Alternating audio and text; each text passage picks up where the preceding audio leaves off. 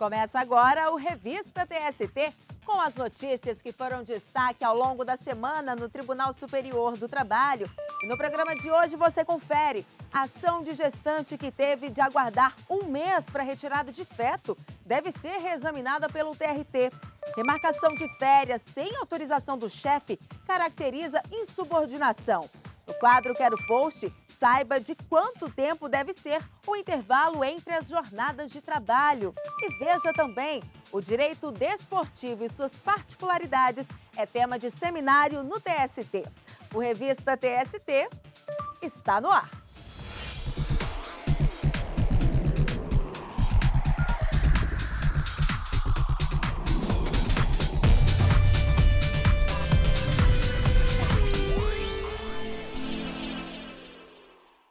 Nós começamos o Revista TST de hoje trazendo um caso de destaque julgado pela Seção 1 de Dissídios Individuais, responsável por uniformizar a jurisprudência trabalhista. E quem acompanhou a sessão e traz mais detalhes para a gente é a repórter Luma Soares. Olá, Luma. Olá, Ana Amélia. A Seção 1 de Dissídios Individuais julgou os embargos de um bancário que queria receber o pagamento de aviso prévio e multa do Fundo de Garantia por tempo de serviço. Ele pediu demissão do banco devido à aposentadoria pelo INSS e, por isso, não recebeu as verbas trabalhistas solicitadas na ação. O Tribunal Regional do Trabalho da 10ª Região, que abrange o Distrito Federal e Tocantins, havia reformado a sentença e não concedeu o pagamento dos benefícios ao profissional por entender que foi ele quem havia solicitado a dispensa. A decisão foi mantida pela 4ª turma do TST. No entanto, na SDI1, os ministros consideraram que o pedido de demissão do bancário ocorreu por norma interna da instituição que proibia o empregado continuar no banco após a aposentadoria. Por isso, os embargos foram aceitos. Veja como foi o julgamento na reportagem. Após o Tribunal Regional do Trabalho da 10ª Região, que abrange o Distrito Federal e o Tocantins, negar o pedido ao pagamento do aviso prévio e multa do FGTS, o bancário recorreu ao Tribunal Superior do Trabalho. Mas a 4ª turma do TST não conheceu do recurso por não haver ofensa direta ao artigo 7º, inciso 1 da Constituição Federal. De acordo com o artigo 7º, são direitos dos trabalhadores urbanos e rurais ter a relação de emprego protegida contra despedida arbitrária ou sem justa causa nos termos de lei complementar. Além disso, a turma entendeu que necessitaria de pré-questionamento a alegação do empregado de que havia regulamento interno proibindo a continuidade do vínculo laboral depois da aposentadoria. O bancário entrou com embargos na Seção 1 de Dissídios Individuais, afirmando que estaria impedido de continuar trabalhando, uma vez que o banco veda, por meio de norma interna, a continuidade no emprego após concessão da aposentadoria pelo INSS. Por isso, queria o pagamento do aviso prévio e da multa de 40% do FGTS. O relator, ministro José Roberto Freire Pimenta, aceitou o pedido do empregado. Para o ministro, o dispositivo constitucional assegura o direito de todos os trabalhadores à relação de emprego protegida contra a demissão arbitrária. Portanto, a partir da análise desse preceito, é possível se concluir, de plano, que o empregado, em princípio, a priori, está, sim, protegido contra a despedida arbitrária ou sem justa causa, também nas hipóteses em que se aposenta espontaneamente, já que esse dispositivo encerra o princípio do direito do trabalho de continuidade do vínculo de emprego. O ministro ainda pontuou que a decisão da turma violou dispositivos previstos em súmula e orientação jurisprudencial do TST, que tratam sobre pré-questionamentos, uma vez que ficou devidamente claro o debate jurídico sobre a aposentação espontânea. Por unanimidade, os embargos do bancário foram aceitos e a SDI1 determinou que seja examinado o recurso de revista do empregado. A Ambev pode substituir penhora em dinheiro por seguro-garantia para assegurar a execução provisória de reclamação trabalhista. A decisão é da Seção 2 de Dissídios Individuais. Veja na reportagem. Condenada a pagar uma indenização trabalhista, a Ambev, Companhia de Bebidas das Américas, pediu à Justiça do Trabalho para a execução do processo se dar por meio de seguro-garantia, em vez de penhora em dinheiro. A solicitação teve como base o Código de Processo Civil.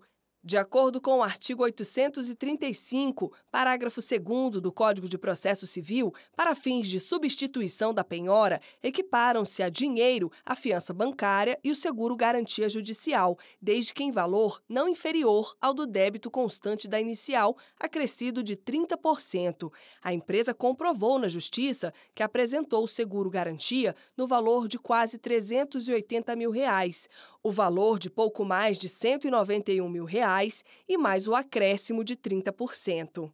O pedido, no entanto, foi negado em primeiro grau e também pelo Tribunal Regional do Trabalho da 22ª Região no Piauí. A decisão do regional foi amparada pelo artigo 655 do Código de Processo Civil de 1973, que estabelece a penhora em dinheiro sendo prioritária. O TRT considerou também a Lei de Execução Fiscal, que abre a possibilidade de substituição da penhora na seguinte ordem: depósito em dinheiro, fiança bancária ou seguro-garantia. A legislação, no entanto, não diz que a substituição é obrigatória. O regional afirmou ainda que a Ambev queria inverter a ordem de penhora. Outro ponto considerado na decisão foi que a mudança só seria possível se o beneficiário da execução trabalhista concordasse com a substituição, o que no caso não ocorreu. No Tribunal Superior do Trabalho, o caso foi analisado na seção 2 de dissídios individuais. No recurso ordinário, a Ambev alegou ato abusivo e ilegal da autoridade coatora, que não aceitou a apresentação do seguro-garantia e sustentou que a negativa prejudicava a tentativa de garantir a execução.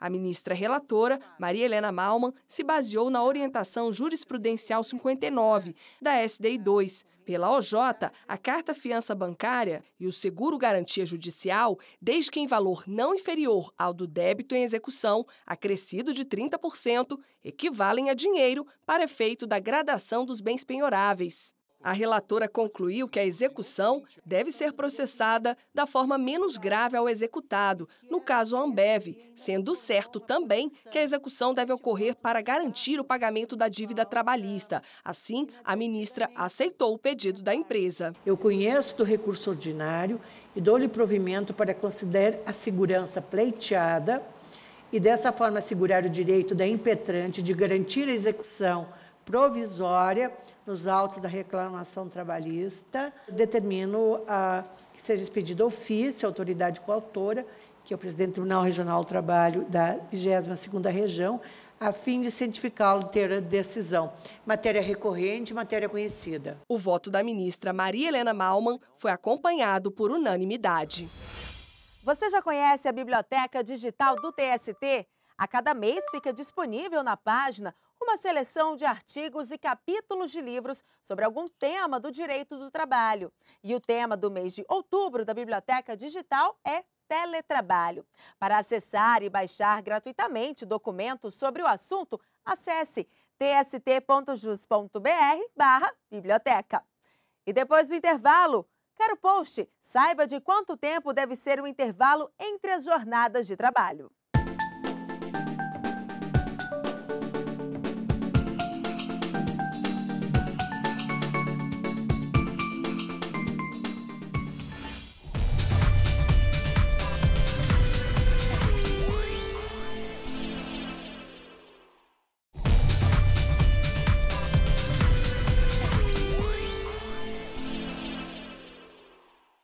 Estamos de volta e vamos fazer um giro pelas turmas do TST.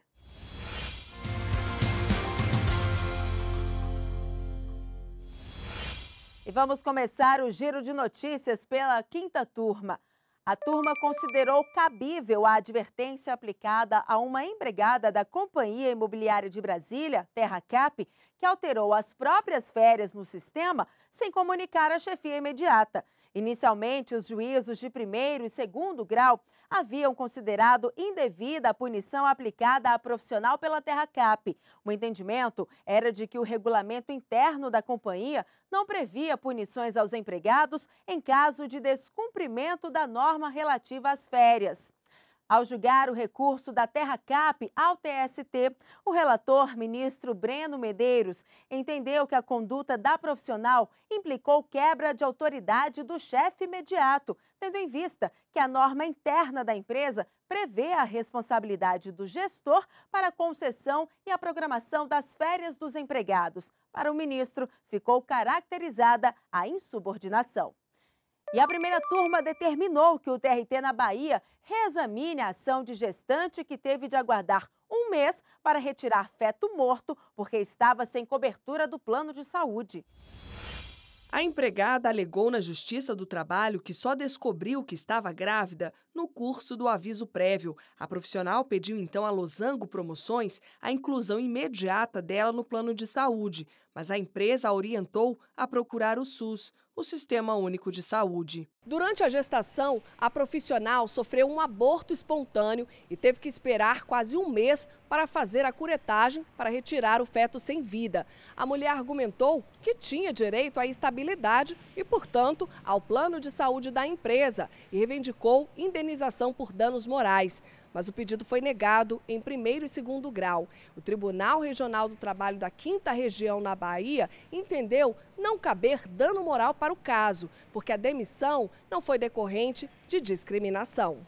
Na primeira turma do TST, os ministros observaram que a empresa apresentou outra versão, negou ter anulado o plano e afirmou ter enviado para a matriz a documentação da empregada relativa à gravidez. O relator na primeira turma do TST, ministro Valmir Oliveira da Costa, votou para manter o entendimento das instâncias anteriores, de que não seria devida a indenização por dano moral. Porém, o Corregedor-Geral da Justiça do Trabalho, ministro Lélio Bentes Corrêa, votou pela nulidade do acórdão do TRT. O Tribunal Regional examina a questão sob a ótica se o aborto teria ou não decorrido da conduta empresarial, mas não é esse exatamente o fundamento do pedido. O fundamento do pedido é o sofrimento imposto à reclamante, o sofrimento físico, psicológico, inclusive com risco de vida, por ter, exatamente por falta da assistência médica, carregado um feto morto por mais de 30 dias. O ministro também destacou que a profissional apresentou embargos de declaração ao TRT, mas o regional não se manifestou sobre aspectos importantes referentes à cronologia dos fatos e à conduta da empresa. A turma entendeu, por maioria, vencido o relator, que ficou caracterizada a negativa da prestação jurisdicional e determinou o retorno do processo ao TRT. Pronunciando-se especificamente sobre as questões nele veiculadas, em especial a ordem cronológica de ocorrência dos fatos que sucederam desde a comunicação reclamada do estado gravídico da reclamante até a ocorrência do aborto, de modo a esclarecer quando o contrato de trabalho foi efetivamente restabelecido e quando foi restabelecido o plano de saúde e a data do aborto. O Giro de Notícias segue agora para a 8ª turma. A turma entendeu que o fornecimento de equipamento de proteção individual inadequado a um pintor não afronta direitos da personalidade, o que inviabiliza o pagamento de indenização por dano moral. De acordo com o processo, o pintor disse que as luvas fornecidas pela empresa se deterioravam com facilidade e que a máscara facial teria furos que permitiam a inalação de compostos químicos nocivos à saúde. Diante dos fatos, pediu reparação moral. No TST, o relator, ministro Márcio Eurico Vitral Amaro, considerou que o fornecimento inadequado de EPIs nas condições narradas nos autos não representa afronta aos direitos da personalidade do trabalhador. Segundo o ministro, caberia ao caso somente o pagamento de adicional de insalubridade e pagamento de multa administrativa pelo descumprimento das normas trabalhistas, a depender da análise do caso concreto. A decisão foi unânime. E essa e outras notícias você pode conferir e comentar na página do TST no Facebook. O endereço é facebook.com/TSTJus. E vamos esclarecer uma dúvida trabalhista publicada nas redes sociais com a hashtag Quero Post.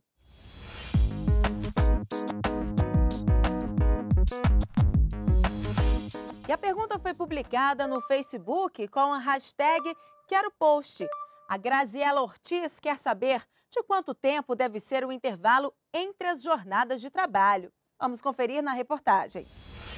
Durante 1 ano e meio, Juliana trabalhou como supervisora em uma instituição de ensino. Coordenava 130 professores e mais de 2.000 alunos em 7 unidades da instituição.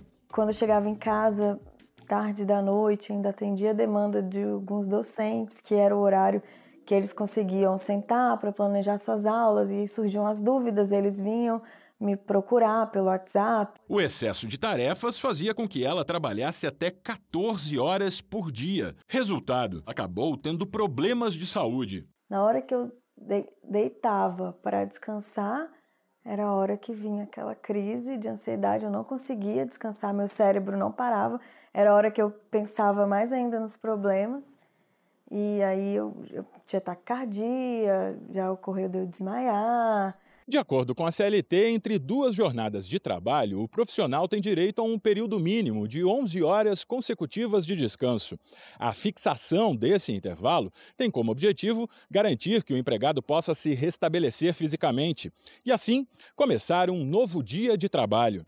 Quando você retira do trabalhador esse direito de ter um intervalo de 11 horas entre uma jornada e outra, desses, pelo menos 8 horas ele tem que dedicar ao sono, ele também está retirando a sua possibilidade de convivência familiar, a sua possibilidade de lazer, a sua possibilidade de ter uma outra atividade mais lúdica, no sentido de desopilar daquele tempo de trabalho. Isso, evidentemente, traz para ele prejuízos de ordem existencial. Mas e quando o período para descanso não é respeitado? Conforme jurisprudência do Tribunal Superior do Trabalho, o entendimento é o mesmo aplicado para o intervalo intrajornada de refeição e descanso aplicado no curso da jornada de trabalho. Toda vez que o intervalo não é usufruído, o trabalhador tem direito a receber a chamada hora intervalar, uma indenização referente ao número de horas suprimidas, com acréscimo de 50% sobre o valor da remuneração da hora normal de trabalho. Mas atenção, diferentemente da hora extra, a hora intervalar não incide sobre os cálculos do FGTS, 13º salário, férias ou descanso semanal remunerado. A lei textualmente fala que ela tem natureza indenizatória. Então, a partir disso, o período suprimido de intervalo tem natureza indenizatória, não tem vinculação com hora extra. Por quê? Porque são fatos geradores diferentes. Uma coisa é você indenizar o trabalhador pelo desconforto de não ter tido o intervalo mínimo previsto em lei, outra coisa é você remunerar o trabalhador por um excesso de jornada, ou seja, por ter trabalhado além do limite legal permitido. A única exceção prevista na lei são as profissões de motorista, cobradores, fiscalização de campo e afins nos serviços de operação de veículos rodoviários, empregados no setor de transporte coletivo de passageiros, mantida a remuneração e concedidos intervalos para descanso menores ao final de cada viagem. Nesse caso, o intervalo pode ser fracionado após 8 horas de descanso do trabalhador. Desde que ele tenha, no primeiro período de intervalo, 8 horas contínuas para descanso, as outras 3 podem ser fracionadas no curso das 16 horas seguintes.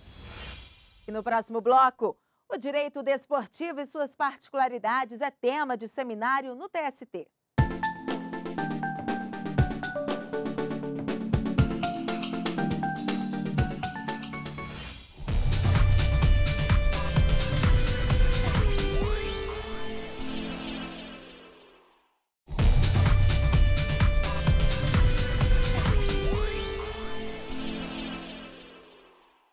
O Revista TST está de volta. E veja outras notícias que marcaram a semana no Tribunal Superior do Trabalho.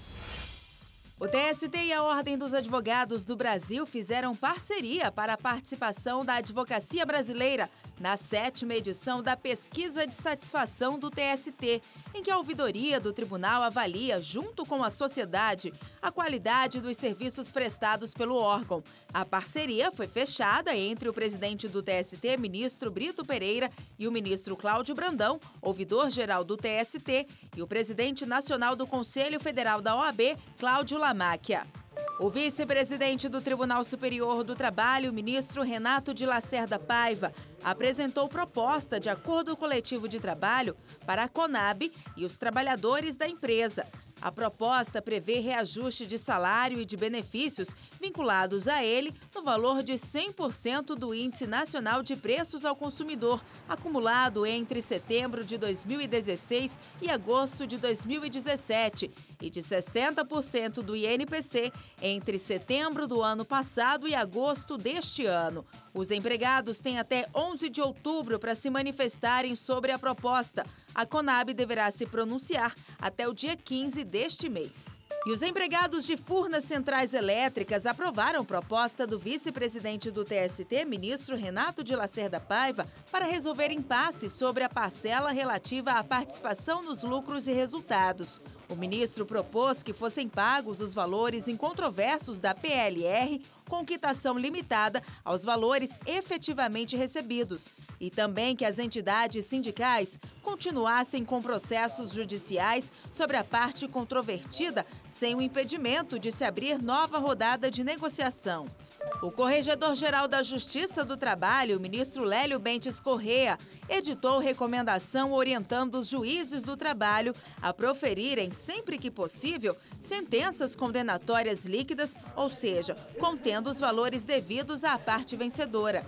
A medida visa dar mais agilidade à fase de execução das sentenças e efetividade ao princípio da duração razoável do processo. De acordo com a Recomendação 4 de 2018, as decisões de primeiro grau devem fixar os valores relativos a cada um dos pedidos acolhidos, indicar o termo inicial e os critérios para a correção monetária e juros de mora e determinar o prazo e as condições para o cumprimento. O direito desportivo e suas particularidades foi o tema discutido no Tribunal Superior do Trabalho no seminário O Desporto que os Tribunais Superiores Praticam. O evento foi organizado pela Academia Nacional de Direito Desportivo, ANDD.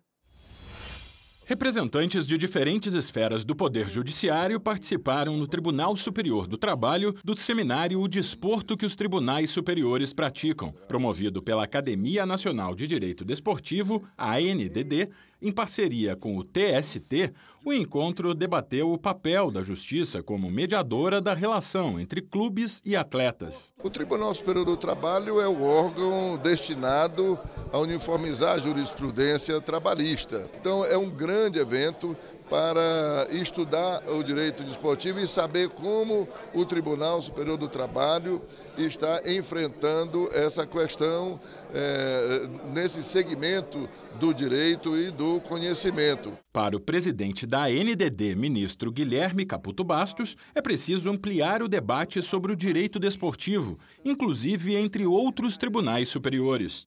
A intenção, evidentemente, é debater, trazer o direito desportivo para os tribunais trabalhistas, mas também fazer com que os outros tribunais, as outras cortes superiores, também debatam conosco o direito desportivo, que é um direito que encerra todas as ciências jurídicas. A abertura oficial do encontro contou com a presença do presidente do Supremo Tribunal Federal, ministro Dias Toffoli. O desporto é extremamente importante, ele faz parte do processo civilizatório. Então, é muito importante essa relação entre uma atividade tão específica e o judiciário para nós nos entendermos, nós nos compreendemos. O evento também abordou questões como a concessão de habeas corpus, o cumprimento de execuções trabalhistas e questões de ordem tributária no mundo do esporte. E durante o seminário, o ministro Guilherme Caputo Bastos lançou o livro Direito Desportivo. Solenidade realizada no Tribunal Superior do Trabalho marcou o lançamento do livro Direito Desportivo. A obra condensa discussões sobre as relações jurídicas nas atividades desportivas a partir do olhar do autor, o presidente da Academia Nacional de Direito Desportivo, ministro Guilherme Caputo Bastos. O livro aborda os aspectos de todo o conjunto de regras e disposições que envolvem o tema, como a existência ou não de relação de emprego nas categorias de base e questões ligadas ao uso do habeas corpus na Justiça do Trabalho. Tudo bem detalhado nas 411 páginas. São reflexões que eu trago à disposição da sociedade, dos meus colegas juízes, dos meus colegas advogados e muitos atletas interessados nessa área jurídica, e com isso provoco uma discussão e normalmente o retorno é fantástico. Eu já tenho elementos para lançar um segundo livro só das questões que eu trouxe nesse livro que estou lançando hoje, para a gente ver como é que o direito é dinâmico, né? O direito desportivo é tão dinâmico quanto o direito do trabalho. Durante o evento, o secretário-geral da Academia Nacional de Direito Desportivo, Maurício Corrêa da Veiga, também lançou o livro Direito e Desporto. A obra trata do esporte a partir de diversos ramos do direito, como trabalhista, tributário, previdenciário, empresarial e penal. A publicação é fruto de artigos escritos por ele, um deles sobre a Lei 13.155 de 2015. A Lei 13.155 de 2015, que implementou a responsabilidade fiscal no esporte e muda um conceito na própria gestão do esporte. A questão também do próprio direito penal, ou seja, o direito ao jogo limpo.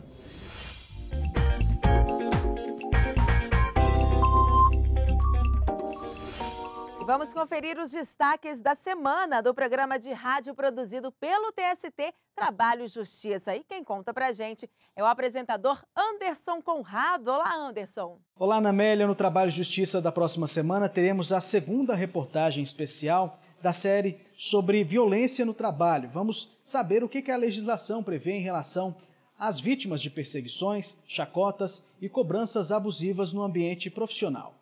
No quadro Quero Post, nós vamos responder se é possível retomar uma ação trabalhista em caso de desistência. No dia 12 de outubro é comemorado o Dia das Crianças e você vai ficar sabendo quais são os direitos trabalhistas dos pais que têm filhos pequenos. O Trabalho e Justiça vai ao ar de segunda a sexta-feira, às 10h50 da manhã, pela Rádio Justiça. Você pode acompanhar também as nossas reportagens no site do TST, na página da rádio. São esses os nossos destaques. Eu volto com você aí no estúdio, Ana Amélia. Tá ok, Anderson. Muito obrigada e até a próxima. E o programa de hoje fica por aqui. Outras notícias do TST você acompanha no nosso site e também pelas redes sociais. Muito obrigada pela companhia e até o próximo Revista TST.